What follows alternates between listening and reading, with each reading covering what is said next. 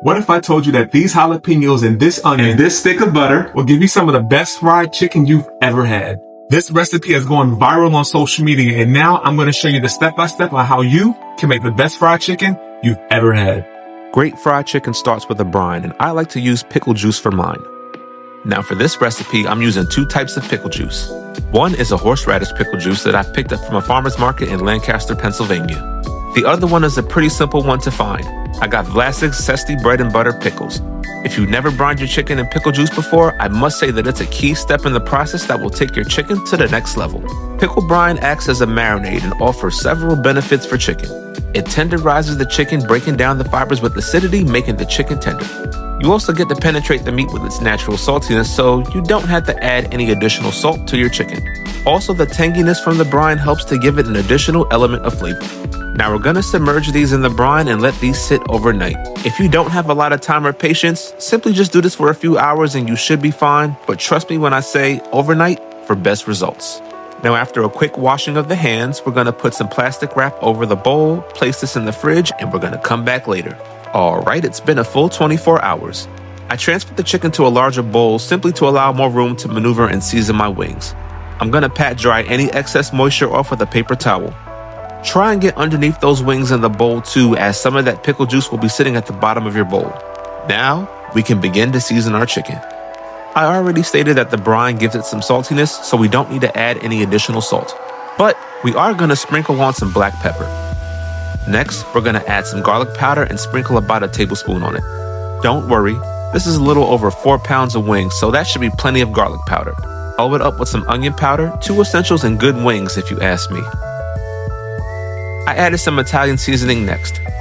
In a previous video, someone in my comments asked me what Italian seasoning was, and it's simply just a combination of oregano, basil, and thyme. It adds a great herbal taste to your wings, and it's another salt-free seasoning that I use. Next, just add a touch of cayenne pepper for some spice, and then you're going to add a little all-purpose seasoning to balance it all out. Now, most Southern cooks will tell you this, and I stand by it myself. Mustard is the perfect binder for fried chicken. The way the seasonings just cling to that chicken ensure that once you fry it, you won't lose any of that goodness in the oil.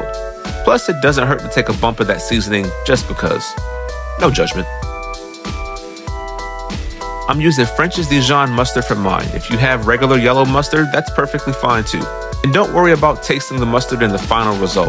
To get that nice and mixed up, and I'm not using gloves. My hands are thoroughly washed, and I will be washing them again once I'm done. Sometimes I use gloves, sometimes I don't. I don't know why I felt like I had to mention the obvious, but unfortunately, the internet gives people this false sense of entitlement when it comes to cooking content. I'm rambling unnecessarily. My fault, y'all. Let's get back to the video. I'm also going to add some paprika for the smokiness and to give those wings a little bit of color as well. The full list of seasonings will be shared in the description.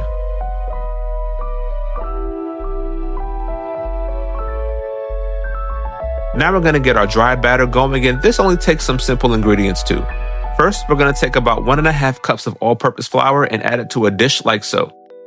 I'm going to add my favorite all-purpose fish and chicken fry mix, Lefties.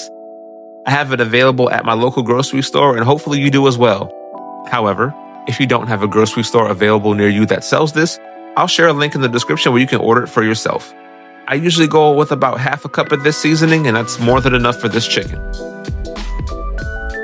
Now follow it up with a tablespoon of baking powder and a tablespoon of cornstarch. This will help add some crunch and texture to the final product. Let's get all of that mixed up and fully combined. Now to make this a bit easier on us, I'm placing all the wings into my bowl and then putting a lid on top.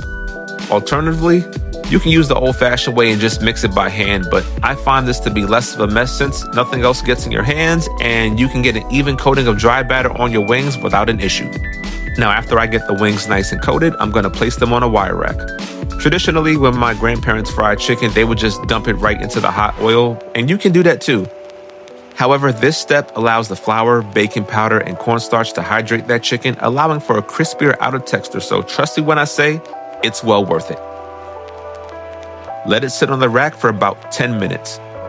You can use this time to get your oil heated to temperature and slicing your jalapeños and onions. I took 5 jalapeños and sliced them vertically. You can definitely slice these into rounds, but I feel that just crowds the oil a little bit more personally. And once you get your jalapeno sliced, take a spoon and remove out the seeds. For the onions, it's pretty much the same process. I cut off the ends of the onion, sliced them in half, and then cut those into quarters. You can just take the second half of the onion and simply wrap it up for a later recipe. Getting my oil to 350 degrees, I'm going to add the jalapeños and onions into the oil. Right after I add that is when I'll add the butter. I'm letting that butter melt completely, and I'll just let this sit for a few moments. As you can see, the butter doesn't burn the oil and it's still perfectly fine to cook in. Next, I'm going to add the chicken into the oil in small batches. This is just to make sure that it gets fried to perfection with no issues, and we don't want to produce any soggy chicken. At this point, you can remove the onions and peppers from the oil and just watch it naturally get back to temp. Once it gets to temp, I cook my chicken for about 8 to 10 minutes or until it reaches an internal temperature of 165 degrees. Your chicken, like the ancestors do, let it go on a little bit longer just so it gets fried hard. And yes, that's hard with a DT. Now that doesn't mean you burn your chicken, you silly gooses. It just means that the chicken gets fried until the skin gets nice and crispy. It should look something like this, absolutely stunning, golden brown, and beautiful. Just like you, queen.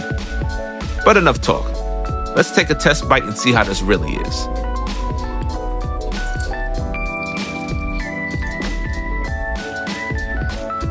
Immediate crunch from that breading.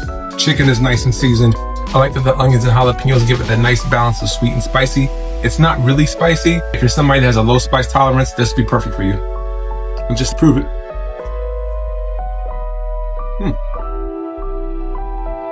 Make sure you try this one. Thanks for watching, and until the next time we feast, peace.